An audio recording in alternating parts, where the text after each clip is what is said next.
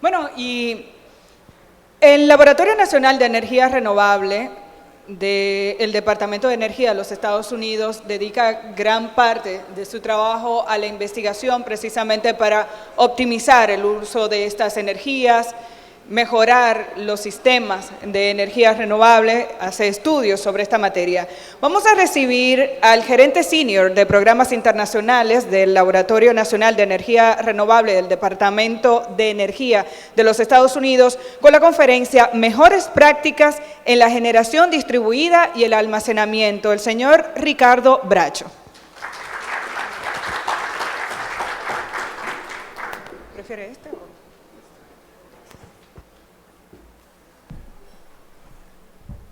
Buenas tardes. Soy quien está entre ustedes y el cóctel, lo cual garantiza que no va a haber preguntas después de mi presentación, ¿verdad?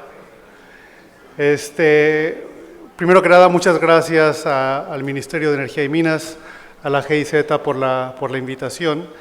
Yo trabajo para el Laboratorio Nacional de Energías Renovables de Estados Unidos. Somos uno de 17 laboratorios en el Departamento de Energía, pero es el único que se dedica al 100% a energía renovable y eficiencia energética. Y hacemos desde investigación primaria hasta análisis, integración, estudios, política pública, regulación, todo lo referente. Entonces, me pidieron que hablara de generación distribuida, el cual es un tema que estamos tratando como socio del proyecto de transición energética aquí en la República Dominicana. El tema de generación distribuida, pudiéramos pasar 2, 3, 4 días hablando de él porque tiene muchísimos detalles. Entonces, realmente esto va a ser una pincelada nada más de algunos de los temas, simplemente para empapar un poquito la plática, ¿no? Entonces, en mi contenido, primero vamos a hablar de cuál es el debate, por qué se habla de generación distribuida, por qué se sigue hablando a pesar de que al parecer es una tecnología que está bastante implementada. Algunas de las mejores prácticas, cómo influyen en la planeación, tanto de corto, mediano, largo plazo, qué debemos de pensar, cómo va a influenciar. Y luego también un poco en cuanto a no nada más la generación distribuida, pero a los sistemas energéticos distribuidos en los cuales estamos enfrentándonos en el mundo. Primero que nada, el debate, bueno, 3 puntos principales aquí. La red, lo que conocemos, los cables, ¿verdad?, están envejeciendo. El tipo de sistemas que se utilizaron, que son muy parecidos a los de hace 100 años, no estaban realmente hechos para tener esa bidireccionalidad energética. Entonces es algo que se tiene que tener en consideración cuando se está estudiando la generación distribuida y los efectos en la red. Segundo, en la demanda estamos viendo muchísimos cambios, no nada más en la oferta, como hemos hablado durante el día de hoy, con los diferentes tipos de generación, pero en la demanda está también sufriendo muchísimos cambios. Tenemos eficiencia energética, programas de eficiencia energética que están pasando por todos lados, que están creciendo muy fuerte. El crecimiento, la demanda de por sí, tanto en residencial, cada vez tenemos más aparatitos que conectar en la casa, más televisiones que consumen más, aires acondicionados, etcétera.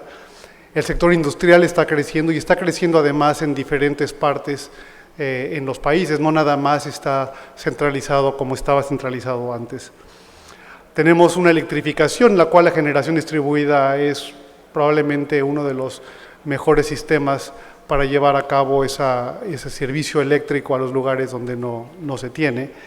Y tenemos otro tipo de recursos que están siendo conectados a la red. Y para todo esto es necesario planear, es necesario tener las políticas públicas adecuadas, la regulación que va a permitir que esa política pública funcione, el tipo de financiamiento y resolver las preguntas técnicas. Del lado derecho aquí vemos, las empresas eléctricas tienen que seguir haciendo dinero, no pueden estar perdiendo, están perdiendo clientes, obviamente, con los que tienen generación distribuida, algunos de ellos, al mismo tiempo que tienen que estar invirtiendo en la red, tienen que poner un nuevo tipo de equipos conforme más generación distribuida está. Entonces, todo eso se tiene que estar pensando.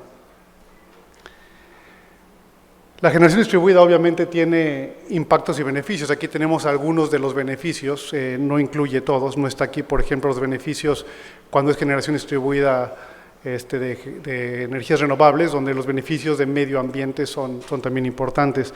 Pero la generación distribuida puede reducir hasta cierto punto las pérdidas técnicas, que son temas que afectan mucho, sobre todo a los países en desarrollo. Pueden, como se mencionó esta mañana en la primera presentación, inclusive ahora con los nuevos equipos electrónicos que están en la generación distribuida, pueden influir en la regulación de voltaje y frecuencia, no nada más ser una causa de problemas, pero al mismo tiempo pueden dar beneficios. En el laboratorio corrimos un ejercicio real en Puerto Rico, sus vecinos acá, donde a través de una planta solar manejamos el voltaje de toda la isla durante 4 horas. Entonces es muy interesante ver los beneficios que también técnicos tiene este tipo de tecnologías. Como ya mencioné, la democratización y la electrificación en áreas que no tienen servicio eléctrico es importante. Y algo que está aquí al final, la reducción de subsidios. Sobre todo en los países en desarrollo, el subsidio eléctrico tal vez puede ser, si no es muy grande, puede ser el más grande de los subsidios y puede ser una herramienta para que el gobierno utilice para reducir ese gasto en el país. Dentro de los impactos tenemos mucho tipo de impacto y aquí quiero hablar un poco la diferencia entre impactos a largo plazo, a corto plazo y a mediano plazo. Aquí más que nada no es decir cuáles son, pero que es importante pensar en cuáles pueden ser este tipo de impactos de la generación distribuida en el largo plazo, mediano plazo y largo plazo. Cuando hablamos de largo plazo, hablamos de la planeación, de la expansión de la red, cuáles van a ser las nuevas plantas generadoras, cuáles son las que vamos a retirar, qué tipo de transmisión, qué tipo de distribución se tiene que instalar. Entonces, desde ahora, los que están planeando la red, los que están haciendo ese tipo de programación de largo plazo, 10, 15, 20 años en adelante, antes la generación distribuida era tan pequeña que realmente no daba apariencia a tener una importancia en la planeación, sobre todo la de largo plazo. Hoy por hoy ya como está creciendo debido a la reducción de costos, es importante que la planeación de largo plazo también se considere. Este es un ejemplo del tipo de planeación que se hace a largo plazo. Del lado izquierdo vemos programas de expansión que generalmente se utilizan para hacer escenarios, ¿verdad? Uno puede utilizar cualquier tipo de modelo para decir, ok, ¿qué pasa si, ¿no? En la República Dominicana vamos a tener el 45% de energías renovables para el año 2040, por ejemplo? Entonces, uno puede hacer diferente tipo de escenarios y ver qué tipo de transmisión se necesita, qué tipo de generación para poder tener renovables, etcétera, etcétera. Ahora, antes no se utilizaba, pero dentro de esa planeación de largo plazo ya se pueden hacer escenarios con la generación distribuida metida. Y de la forma en la que se está analizando cómo influye la generación distribuida en la planeación de largo plazo ha estado cambiando también. Primero se utilizaba de una forma de reducir la demanda. Decía uno, bueno, si vamos a tener un 5% de generación distribuida, que es una cantidad muy grande, vamos entonces a reducir la demanda y vamos a hacer la planeación de forma normal. Hoy por hoy las herramientas permiten que se creen ese tipo de generadores donde nada más van a estar funcionando, dependiendo si son solares, son eólicos o qué, una parte del día para hacer una planeación mejor. Del lado derecho de la gráfica tenemos el tipo de herramientas para el despacho, analizar el despacho, que es lo que sirve para ver si realmente la expansión va a funcionar o no va a funcionar. Y luego ya tenemos los estudios mucho más detallados de flujo de cargas, etcétera, etcétera, ¿no? Entonces, más que nada aquí lo importante es pensar que en la planeación de largo plazo ya se tiene que tomar en consideración la generación distribuida. Uno de estos ejemplos es un modelo de la adopción de la generación distribuida, y aquí presento un resultado que salió dentro de un estudio de integración de energías renovables en Norteamérica, entre Canadá, Estados Unidos y México. Salió entre el escenario base, ya no nada más cuánto se espera de generación distribuida, por ejemplo en el caso de México, sino en dónde se espera que esté esa generación distribuida creciendo en los próximos años. Esto porque es importante, porque si yo soy una compañía distribuidora, me pongo a pensar entonces en dónde tengo que analizar más a detalle mis circuitos para ver qué tipo de controles tengo que poner. Si yo soy un ente de política pública, tengo que ver si mis incentivos son adecuados o si son demasiado buenos, qué tipo de barreras tengo, etcétera. En cuanto a demanda de mediano plazo, la planeación de mediano plazo, aquí generalmente se utiliza para cuando estamos pronosticando mantenimiento de los generadores, mantenimiento de la transmisión, el mantenimiento o el uso de los embalses hídricos y cómo se programa el almacenamiento hídrico, sobre todo temporalmente. Aquí, aunque todavía es muy novedoso, ya se empieza a analizar cuál va a ser el impacto de la generación distribuida. En un caso como la República Dominicana, donde el sol, la irradiación solar prácticamente no varía tanto, aunque sí tiene épocas de lluvia, etcétera. El medio tiempo es tal vez no tan importante, pero es bueno empezarlo a considerar. En el corto plazo, esto es lo que cualquier operador de sistema conoce muy bien, tienen que mantener la confiabilidad del sistema, y aquí hay una discusión entre el planeador y el operador, ¿verdad? Porque el que planea el sistema, él está viendo a 15 años o a 20 años, y el que opera el sistema siempre va a decir, no, eso no es posible. ¿Por qué? Porque yo tengo que asegurarme, ¿verdad?, que todas esas llavecitas que están generando electricidad, ¿verdad?, tienen que sumar las partes para que el consumidor residencial, el industrial, el comercial, etcétera, yo pueda mantener, sea la misma, para yo pueda mantener este tipo de voltaje, de frecuencia, y el sistema pueda seguir sin que se caiga. Perdón. Entonces, en el despacho ahora ya se tiene que empezar a ver también la generación distribuida. Cuando es muy pequeña, para el operador de sistema que está realmente hablando con las plantas grandes, no le da tanta importancia, pero cuando empieza a haber ya agregación de este tipo de sistemas distribuidos y empieza a ser ya unas cantidades grandes, o son muy grandes, muchas cantidades, empiezan a tener ese tipo de efectos en la operación. Entonces es importante ver cómo van a ayudar o cómo van a cambiar las reservas, por ejemplo. Hay lugares donde ya se está utilizando, no nada más el impacto negativo, como se habló hace poco de la curva del pato famosa, que es muy típica de California, donde se hablaba de los problemas de rampeo, precisamente por la generación distribuida solar que está creciendo. Una respuesta es, bueno, tal vez la generación distribuida no me va a ayudar solita a resolverse, pero va a haber otro tipo de tecnologías que me vayan a ayudar. Una puede ser el almacenamiento, pero otra puede ser la reducción de la demanda. Programas de demanda controlable con agregación donde el operador del sistema puede realmente reducir esa demanda y permite que las rampas no sean tan difíciles. Entonces, lo que quiero decir más que nada es que también en la operación, en la planeación del sistema, día a día, a minutos, es importante tener en consideración los efectos.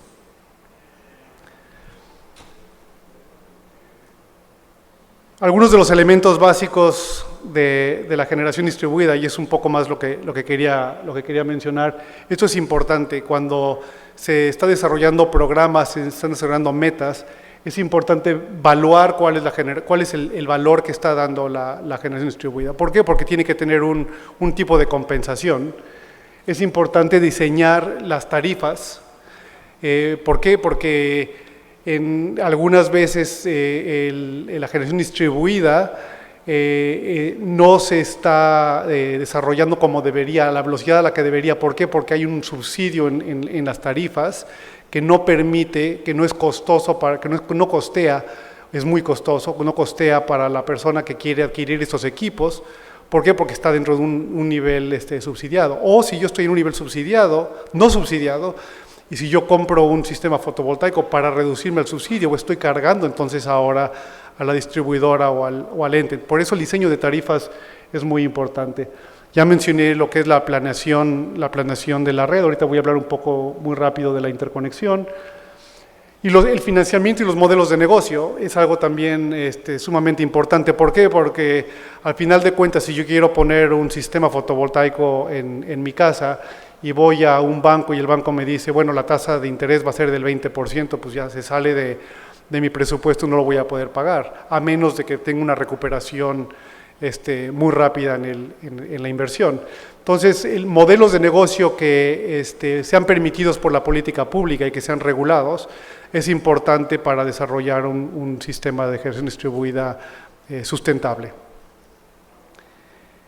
Aquí vamos a ver algunas de lo que considero yo las mejores prácticas para un despliegue de generación distribuida. No existan las mejores prácticas, pero sí hemos visto que en varios lugares donde ha tenido buen desarrollo se están llevando a cabo muchas de estas. Primero se tiene que empezar por una visión, unas metas, y la cual tiene que estar además siendo revisada constantemente. ¿Por qué? Porque este tipo de tecnologías, los costos, etcétera, están cambiando rápidamente. Los mecanismos de compensación, ya lo mencioné, los procesos de interconexión son algo que constantemente tienen que estar siendo revisados. Por ejemplo, en Estados Unidos, en California, se empezó con un desarrollo grande y uno de los estándares decía, bueno, permitimos que se puedan interconectar sistemas fotovoltaicos donde los inversores sean inteligentes.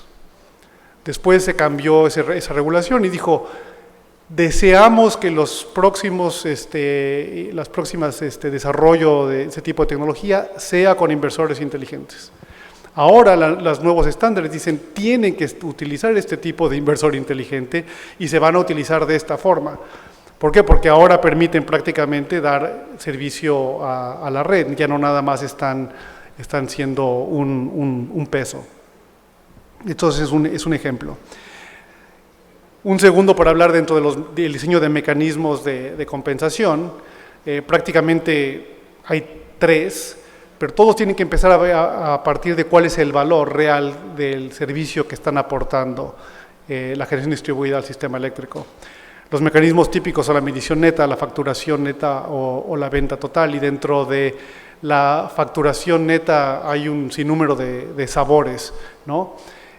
Muchos de los países nuevos que están apenas empezando están tomando este tipo de facturación neta porque creen considerar un poco mejor el valor que representa y los costos que también tiene para las distribuidoras o para el gobierno. Pero la forma en la que se diseñen va a influenciar fuertemente a la sustentabilidad. En cuanto a los procesos de interconexión, estándares y códigos, aquí lo más importante es lo que está en el centro, es establecer los procedimientos de interconexión que miran al futuro, orientados al consumidor, técnicamente rigurosos y ejecutados rápidamente en términos de tiempo y costos. Y aquí, como se puede ver, son muchas piezas del rompecabezas y la forma mejor es la de tener todas esas piezas bien puestas para que funcione bien los códigos de red, los estándares y mantener un servicio adecuado. En cuanto a soportes de política pública, la política pública tiene que estar diseñada en cuanto a generación distribuida a que permita los programas necesarios con algunos intereses propios de cada nación. Uno de ellos puede ser que tenga una parte de manufactura local, ¿no? Para tener un desarrollo. ¿Qué tipo de incentivos son los que se van a permitir? ¿Qué tipo de programas son los que se van a desarrollar? Un ejemplo de un programa novedoso, digamos, en cuanto a medición neta o tipo de generación distribuida es el utilizar la medición virtual. Porque si yo vivo en un edificio con 30 otros condóminos, el espacio que que tenemos de techo cada uno es muy pequeño, y para poder realmente utilizar generación distribuida, nosotros por más que queramos necesitamos a alguien que construya fuera de ese edificio, pero que permita un tipo de medición virtual. Entonces todo este tipo de cosas tienen que estar vistas dentro de la política pública desde que se está haciendo la política pública, y la regulación va a ser entonces aquella que va a llevarla a cabo. Estos son algunos ejemplos. Ya finalmente quería mencionar que no nada más es la generación distribuida, porque esto viene, lo que viene ahora, que seguro lo están viendo ya aquí, ya se habló un poco del almacenaje. Aquí estoy hablando de baterías, pero el almacenaje puede ser son varios tipos de tecnologías que existen. Por ejemplo, el almacenaje por rebombeo es algo que a lo mejor inclusive en la República Dominicana por la topografía pudiera funcionar. Pero es importante que el almacenaje, ya sea baterías o lo que sea, no se utilice como un tipo de generación, sino más bien qué tipo de servicios conexos son tipos de servicios auxiliares son los que el almacenaje va a dar. Porque decir voy a tener almacenaje para 8 horas o 12 horas que no voy a tener luz, que no voy a tener irradiación en un sistema solar, es exageradamente costoso. Entonces se tiene que pensar qué tipo de compensaciones también tiene que llevar para ser más eficiente. Y otra cosa que viene obviamente es el impacto de los vehículos eléctricos, donde realmente es otro tipo de batería que se puede cargar en momentos específicos, y la regulación permite y da algunos incentivos para que sea cuando la red tiene un exceso de generación. Y además puede inclusive la red, con los sistemas adecuados de red eléctrica inteligente, puede inclusive utilizar esas baterías para el uso en el momento en que lo necesita. Por ejemplo, cuando la curva famosa del Pato, en caso de los rampeos necesarios, que son muy altos, el sistema en California están haciendo ya pruebas reales con vehículos que están promoviendo la generación en esos momentos. Juntando todo aquí al final es un poco el resumen de lo que había dicho. La generación distribuida tiene que ver con planeación, tiene que ver con la operación, habla de política pública, regulación, financiamiento, sistemas de mercado, etcétera. Hay cosas técnicas, cosas de política y demás. Y nada más. Sí, ya pueden ir al cóctel. Muchísimas gracias. Creo que además, porque ha tenido el reto de colocarse entre el cóctel y la parte final, quisiera saber si alguien tiene una inquietud. ¿Alguna pregunta? ¿No? Muchísimas gracias al señor Ricardo Bracho, gerente senior de programas internacionales del Laboratorio Nacional de Energía Renovable del Departamento de Energía de los Estados Unidos. Y para